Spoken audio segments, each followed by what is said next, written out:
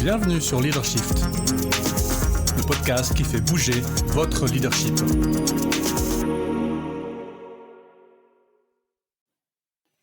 Bonjour, c'est Vincent, bienvenue dans un nouvel épisode de Leadershift. Cette semaine, j'ai l'énorme plaisir de recevoir Suzanne et Pamina de Be Companion. Bonjour Suzanne, bonjour Pamina. Bonjour Vincent. Bonjour. Le sujet qu'on va discuter pendant cet épisode avec vous, alors j'ai appelé ça leçon en médiation, puisque vous êtes spécialiste en médiation.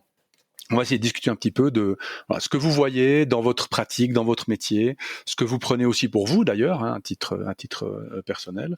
Et puis, donc je me réjouis beaucoup parce que les échanges sont toujours de toute façon intéressants, mais aussi parce que la médiation devient un élément dont j'entends moi aussi beaucoup parler de plus en plus dans les entreprises. Donc, je vous propose qu'on commence par des petites présentations. Donc, Suzanne, si tu veux bien commencer. Oui, volontiers. Oui, je m'appelle Suzanne Bongers. J'ai fondé l'entreprise Be Companion il y a 10 ans à Lucerne et on offre la médiation, coaching et développement organisationnel. Et mon approche à la médiation, c'est de trouver des solutions ensemble avec les personnes qui sont présentes. Et j'aime bien faire ça et j'ai la joie de pouvoir prendre responsabilité de la formation des médiateurs à l'école, à l'Université des sciences appliquées à Lucerne. Merci. Pamina? Oui, alors moi, Pamina Sulzberger, j'ai rejoint Suzanne il y a, je crois, exactement 2 ans maintenant. Ça fait 2 ans qu'on est associés, comme le temps passe. Et je viens, moi, j'ai fait une formation de médiation il n'y a pas très longtemps, et je suis en train encore de la finaliser. Donc moi, je viens j'ai fait des études d'économie, économie de la santé même. J'ai travaillé très longtemps en tant que chef de projet et j'ai un aspect plutôt un peu analytique dans la médiation et j'apprends à un peu suivre l'instinct dans la médiation. Et donc je rejoins un peu les deux. Donc tout ce qui est conflit dans les projets et un peu cette recherche un peu plus profonde des conflits que juste des médiations un peu basiques entre deux personnes, mais aussi un peu tout le système autour. Voilà. Merci beaucoup.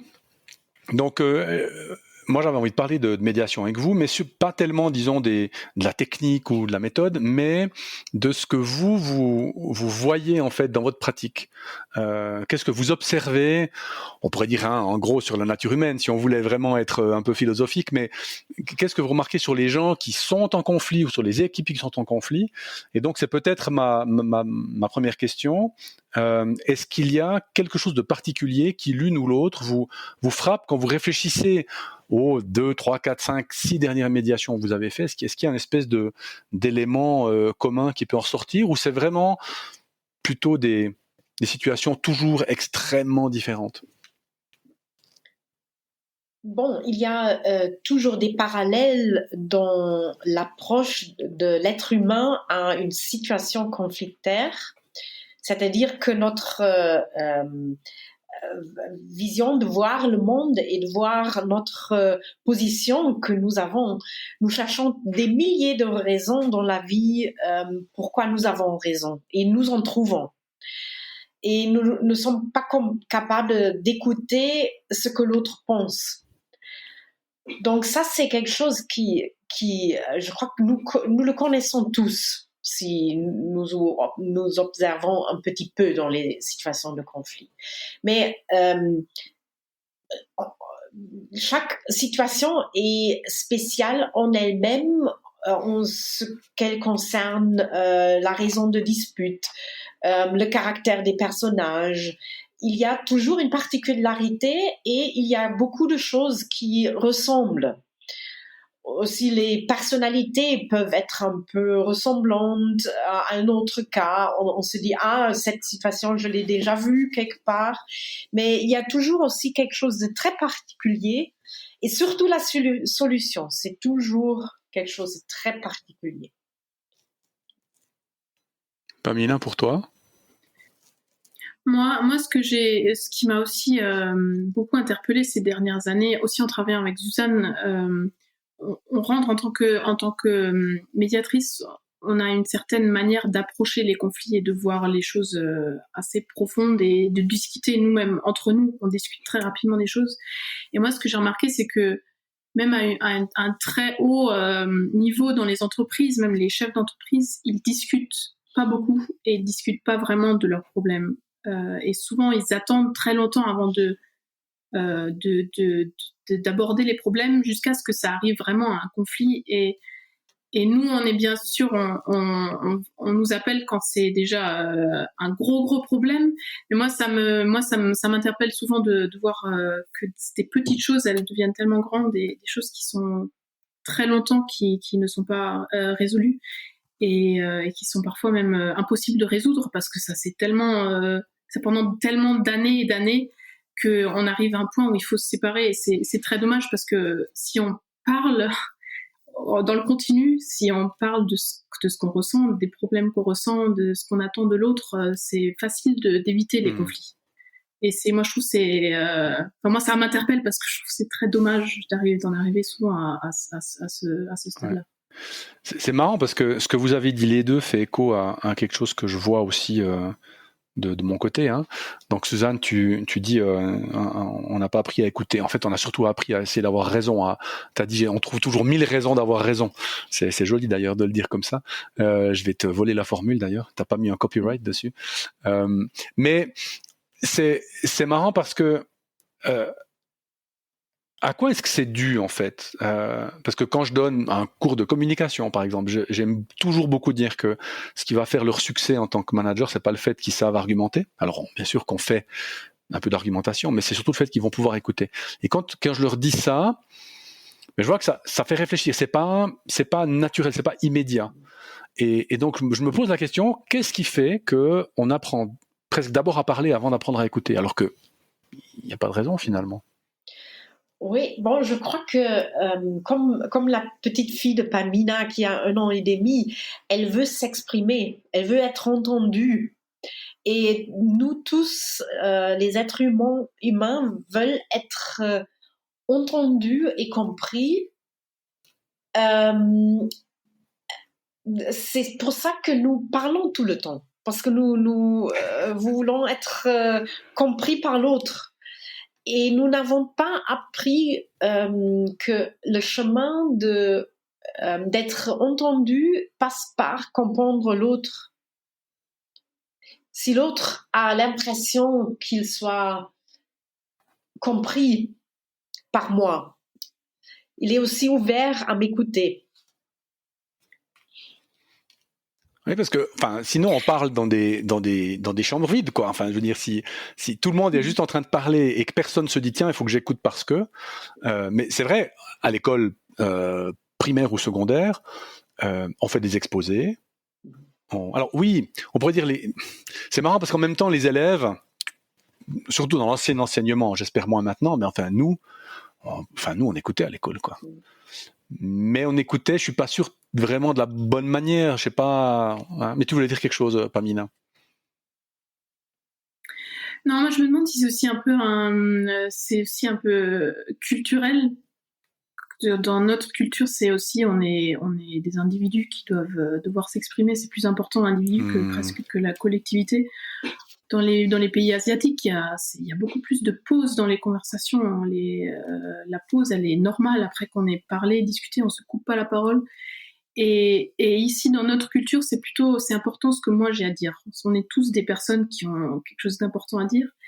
Et on a tendance à, quand quelqu'un parle, on va pas écouter, on va réfléchir à ce que nous, on va répondre. Avant d'avoir fini la fin de la phrase de la personne qui est en train de nous dire quelque chose, on va déjà réfléchir qu'est-ce que je peux répondre. Moi, c'est ce que j'ai appris ça activement dans ma formation de médiation. Et ça m'a choqué de voir aussi à quelle manière, moi, je l'avais intégré et de se séparer de et peut-être, oui, ça vient de l'éducation aussi. On apprend beaucoup à communiquer, à s'exprimer, mais on n'apprend pas à écouter. C'est vraiment comme ça. Ouais. Alors, Bon, moi j'ai un podcast, alors c'est pas ce que j'aime parler, mais moi c'est pendant peut-être plus même pendant la deuxième formation de coaching en fait, où j'ai découvert un peu le pouvoir de l'écoute en fait, et puis et là bon évidemment après en lisant des bouquins, en me confrontant avec plein d'autres personnes, je fais faire un exercice en formation de communication qui vient du bouquin de Nancy Kline, Kline, More Time to Think.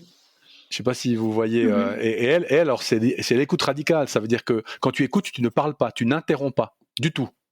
Ce que tu dis même à l'autre, c'est, je te dirais, Suzanne, je te promets de ne pas t'interrompre. Et donc tu réfléchis à haute voix, et moi je suis là, et j'ai l'impression de servir à rien, mais en fait c'est pas vrai. Donc il y a une espèce de forme extrême d'écoute que je trouve intéressante. Donc pour revenir à la médiation, en fait, donc si je comprends bien, ce que vous dites, c'est si les gens passaient plus de temps à s'écouter ou à écouter les autres, on aurait moins de conflits ou les solutions seraient plus faciles à trouver, ou les deux? Les deux, je dirais, parce que si on comprend mieux ce qui est important pour l'autre, on aurait plus vite des solutions ou des idées quoi faire qui correspond à ce qui est important à moi et à l'autre. Et donc, moins de conflits. Mais parfois, un conflit est aussi nécessaire, je trouve. Je ne suis pas du genre qu'il faut éviter tous les conflits dans la vie, mais il faut comprendre, nous avons un conflit maintenant ou d'autres intérêts, et nous ne trouvons pas une solution commune en ce moment. Donc, il faut faire très attention. Qu'est-ce qui se passe ici? Pourquoi est-ce que nous ne trouvons pas de solution? Donc, je crois qu'il y a les deux. Même dans la médiation, bien sûr, c'est le tool le plus important dans la médiation de bien comprendre et de comprendre aussi d'une intensité qui ouvre le cœur des personnes qui sont présentes. Parce que je viens de penser quand vous deux là venez de discuter à une situation il y a une semaine à peu près avec un nouveau client de coaching. Et c'était la première rencontre, il me présentait sa situation, il a parlé presque 1h15 et moi j'ai parlé pendant ce temps peut-être 5 minutes, pas plus. Et il m'a appelé le lendemain en disant « J'ai très mal dormi parce que je me suis rendu compte que j'ai beaucoup plus de choses à régler ici que je croyais avant. J'ai commencé à réaliser qu'il y a quelque chose qui ne va pas. Et je n'ai pas fait grand-chose. Je lui ai pas expliqué que dans son entreprise, ça ne va pas. Mais c'était juste en écoutant, en étant là et créer un environnement, et ça c'est aussi très important dans une médiation, créer un environnement qui donne un sentiment de sécurité et de confiance. Mmh. Et là, ça peut... les gens commencent à souffrir davantage. Et puis aussi, si je peux rajouter à ce que tu dis, Suzanne, dans une médiation, c'est aussi une manière de rompre avec une sorte de choses qui... dans les relations interpersonnelles, souvent, c'est des sortes de récurrence, comment les gens ils se comportent entre eux. Et dans la médiation, c'est une possibilité de changer complètement de dialogue, et parfois c'est une personne elle écoute beaucoup, l'autre elle se justifie beaucoup. Enfin, il y a certaines choses qui se passent toujours entre des personnes, et dans la médiation c'est un endroit complètement différent, avec des personnes différentes, des personnes qui observent, qui peuvent poser des questions, et c'est là on peut rentrer dans un rôle aussi très différent quand on est dans un conflit, ce qui peut aussi débloquer parfois des choses chez les personnes. Comment on dit pattern en français? Ouais. Il n'y a pas de bon mot, je crois. Oui, les Français n'ont pas de pet. Schéma. Les schémas. Schéma. Ouais, les schémas. S'ils en ont un, c'est. Les schémas d'interaction et de communication. Ouais, c'est ça. Ouais. Ou les régularités, ou les récurrences de fonctionnement. Ouais. Oui, récurrence aussi, c'est. Ouais. Mais c'est vrai que pattern c'est un peu le mélange des deux, hein, du schéma et de la récurrence. Ouais. Mais c'est intéressant parce qu'on fait le lien avec ce que Pamina te disait au début, ce que tu avais remarqué par rapport à la médiation, c'est le fait que pas mal de patrons ou de dirigeants ne parlent pas de leurs problèmes, donc attendent souvent de trop longtemps. Et alors ça fait aussi écho à quelque chose que moi j'essaye de mettre sur pied une activité d'executive coaching, mais alors bon, mon marketing est peut-être pas très bon, la manière dont on le présente est peut-être pas très bonne, mais j'ai l'impression que ça n'intéresse pas les gens en fait. Comme si je commence à parler de quelque chose, c'est un peu ce que ton client qui te parle 1h15 et puis après il t'appelle pour dire mais en fait c'est pire que ce que je pensais. J'ai encore beaucoup plus de choses à travailler que le type de l'iceberg, la pointe de l'iceberg que j'ai identifié. Est-ce que vous pensez que c'est peut-être une raison pour lesquelles justement les gens ne parlent pas? Parce que ça pourrait être presque un peu contradictoire. On dit ils écoutent pas, mais en même temps ils parlent pas de leurs problèmes. Alors ils parlent de quoi s'ils parlent toute la journée? C'est un peu étrange comme situation. Ils ont aussi, moi je vois les exécutifs, les patrons, les chefs d'entreprise en général, ils ont une semaine très chargée. Je crois que c'est une question de priorité aussi. Souvent on a l'impression que le daily business il est plus important que de parler entre nous, et il faut se donner des moments où on est vraiment attentif, où on écoute vraiment activement. On parle pas du daily business, mais on parle vraiment de la relation. Et même Suzanne et moi, on a besoin de ça. On doit aussi toujours se fixer un moment, on va parler de de l'année précédente, parce qu'il faut laisser la place à ces discussions. Et je pense que ça, c'est aussi un peu un manque de compréhension de l'importance de ces échanges-là. Ouais, tout ce qui est débriefing. Échange vers l'arrière, plutôt. Ouais. Est-ce qu'on parle ou est-ce qu'on fait vraiment les choses qui sont nécessaires et importantes? Je crois que beaucoup de gens sont très occupés, mais avec des choses n'importe quoi. Excusez-moi de dire ça, mais je crois que nous oublions le regard de qu'est-ce qui est vraiment important dans mon travail, dans ma vie.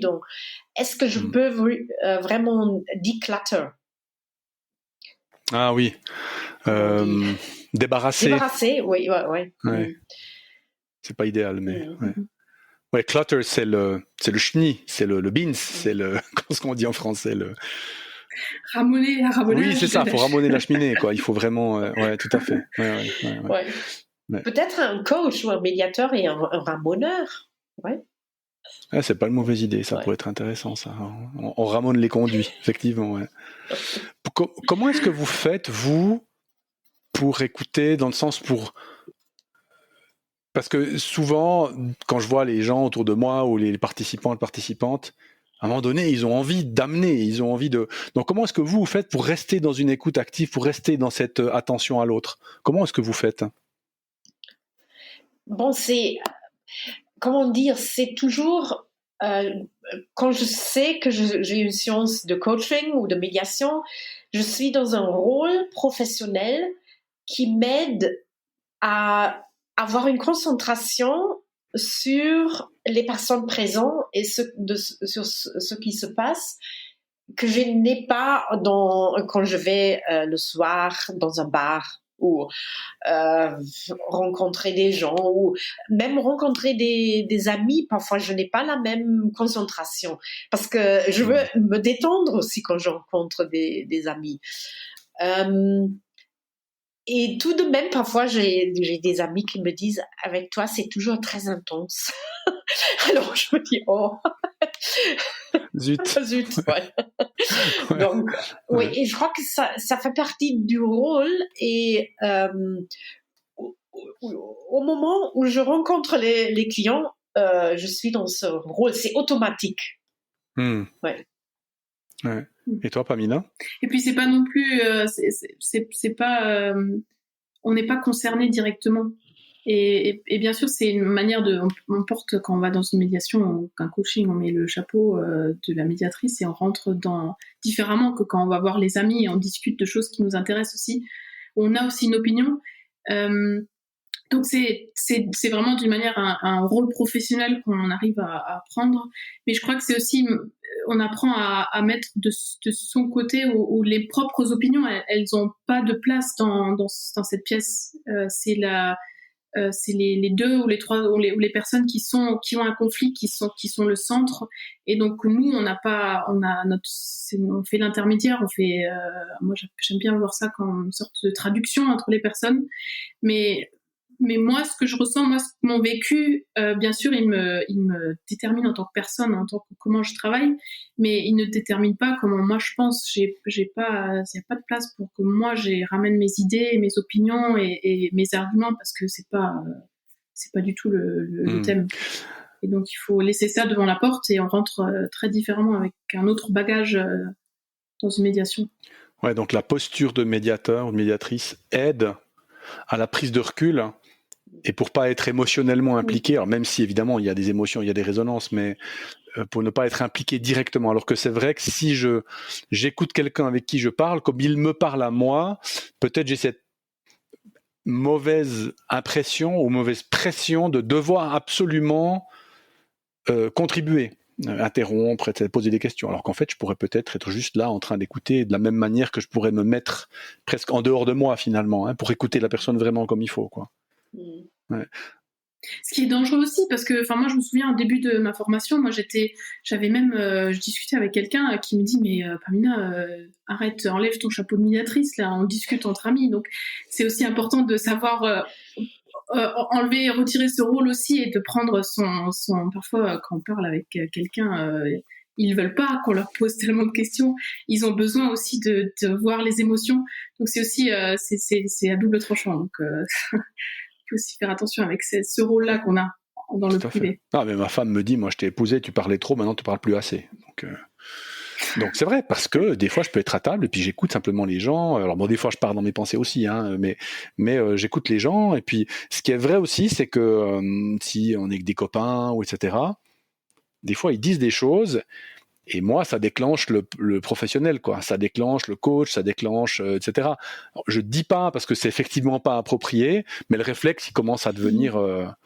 On dit creatures of habit. On est l'habitude elle est prise, donc ça veut dire que c'est difficile de faire autrement, quoi. Oui, ça peut devenir une déformation professionnelle. Exactement. Ouais. Oui. Ouais. Il y a un mot aussi, alors vous n'avez pas dit, mais sur lequel je voulais poser la question, c'est l'intention d'écouter versus l'intention de faire autre chose. Est-ce que c'est ça peut-être qui manque aussi dans la vie professionnelle, On a dit il y a des gens qui font appel à vous parce qu'ils sont en conflit.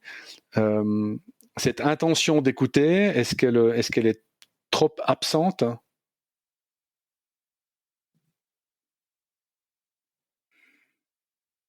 Peut-être, oui.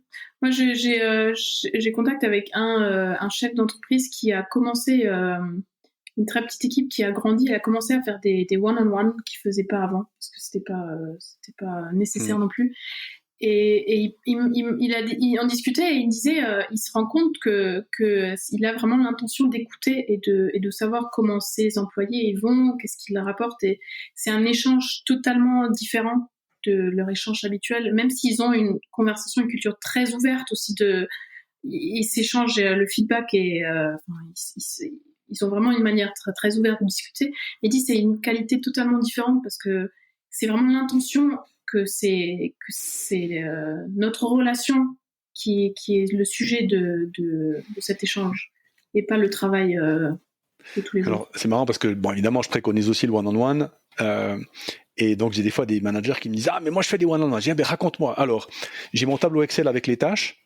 Et puis, on passe les tâches les unes derrière les autres. Et puis après, je note le statut de la tâche. Et puis, on fait une demi-heure comme ça. C'est bien, hein. Puis je dis « Bon, comment dire ?» C'est pas l'idée. À la base, c'est pas le sujet. C'est pas de faire du suivi de projet. C'est comme tu l'as très justement dit. Pour moi, c'est la relation. Mais c'est intéressant comme... Là, on peut être vraiment orienté tâche. Et c'est cette idée de prise de recul aussi, et de manque de prise de recul. Ça, c'est quelque chose que je comprends pas encore vraiment bien, parce que quand on fait de la gestion de priorité, c'est pareil, quoi. Les gens, ils sont toujours dans l'urgence, toujours. Mais Suzanne, tu disais avant, est-ce qu'on fait vraiment ce qui est important, sous-entendu important, non urgent? C'est très difficile pour les gens. Ils ont une espèce de, je sais pas d'où elle vient, de pression de je dois absolument faire ce qui est urgent. Puis ce qui est important, c'est pas grave. Mhm. Et typiquement, prendre un moment pour parler avec mon collègue du conflit qu'on a, c'est important, mais c'est jamais urgent. Jusqu'au jour où ça explose, puis là, ça devient urgent. Mais ouais. C'est moins facile aussi de discuter du conflit que de discuter des tâches journalières. Je crois que c'est aussi un peu ça, les conflits ou les problèmes, ou d'exprimer ce qu'on attend de l'autre, c'est beaucoup plus difficile que de discuter de l'email ou de la tâche qui nous attend. Ouais. Je peux poser aussi la question dans les situations auxquelles vous êtes confrontés en tant que médiatrice, l'origine des conflits, est-ce qu'elle change, ou est-ce qu'il y a un peu des patterns, comme tu disais, Suzanne, sur l'origine? Disons pas sur la manifestation, parce que la manifestation, elle est souvent interpersonnelle. Souvent, c'est comme ça qu'on voit qu'il y a un conflit, c'est parce que les gens parlent ou ne parlent plus. Mais derrière, est-ce qu'il y a quelque chose qui revient? Tu me parlais il y a quelque temps d'attente pas claire, finalement, d'une personne vis-à-vis de l'autre. Est-ce que ça se confirme avec la dernière année, les 2 dernières années, ou il y a d'autres choses qui viennent aussi en ligne de compte? Oui, je crois, parce que bon, on parle du contexte de travail, parce que nous deux, on est médiateurs de, comment on dit en français, oui, du côté dans le domaine professionnel. Dans le domaine professionnel, oui. Je crois que quelque chose qui revient toujours, et c'est pour ça que je dis parfois qu'on peut amener nos notes qu'on a fait chez un client vers l'autre. Par exemple, des attentes vers les rôles qui ne sont pas clairs, les tâches souvent, qui fait quoi. Et donc, les gens ne correspondent pas à ce que l'autre attend. Donc, ça, c'est quelque chose qui se répète toujours aussi dans la vie privée. Nous connaissons ça dans la vie de famille. Souvent, il y a un conflit parce qu'on ne correspond pas à ce que l'autre veut faire. Par exemple, on fait ce soir un poulet, ou est-ce qu'on fait un poisson? Ça peut donner une dispute. Oui, si on le discute avant, ça, on évite les disputes, mais si je vais acheter un poisson et l'autre a envie d'un poulet, ça peut donner un conflit. Donc, les attentes vers les rôles professionnels qui ne sont pas clairs, ou qui sont mises en scène d'une manière complètement différente de ce que l'autre pense. Par exemple, il y a quelque temps, on a eu une médiation entre un directeur d'école et sa chef sur le domaine politique. Et elle était chef d'école ou directrice d'école il y a quelques années avant. Donc, elle avait beaucoup d'idées comment son rôle devrait être. Et lui, il était complètement différent. Donc, et l'approche n'était pas possible entre ces deux personnes. Ça terminait toujours dans « oui, on est trop différents ».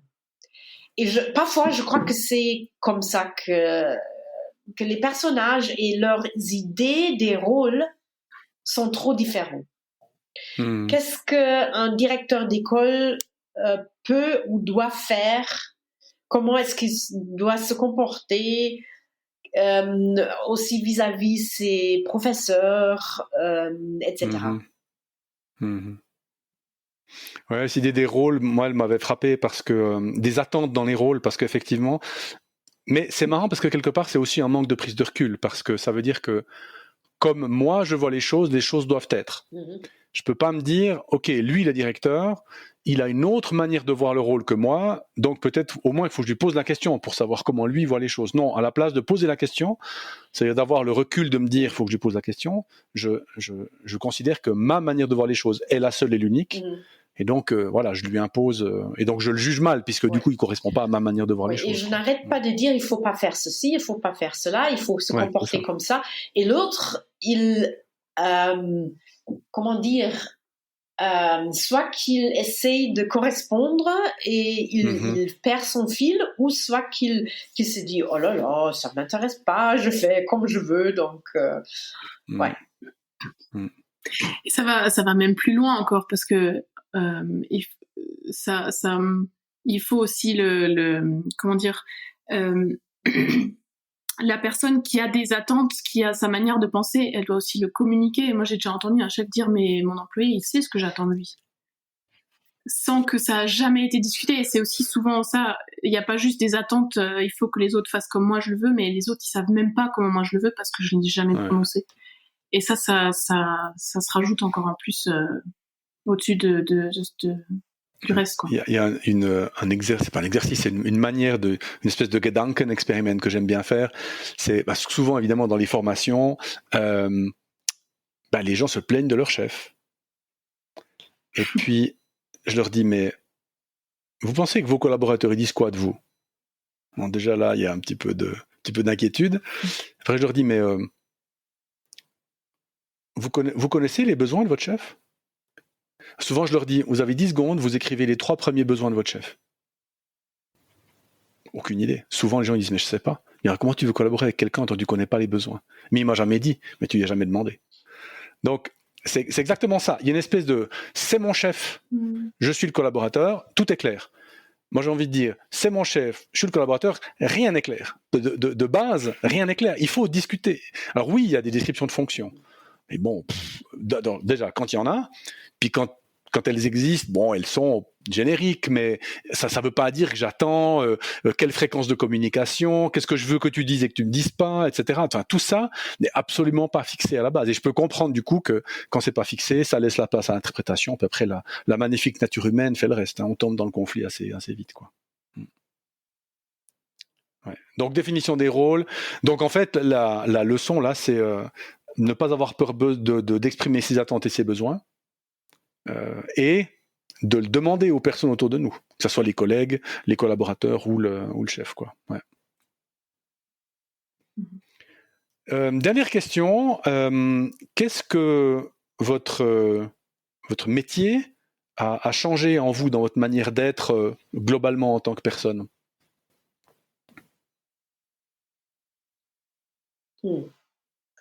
Bonne question.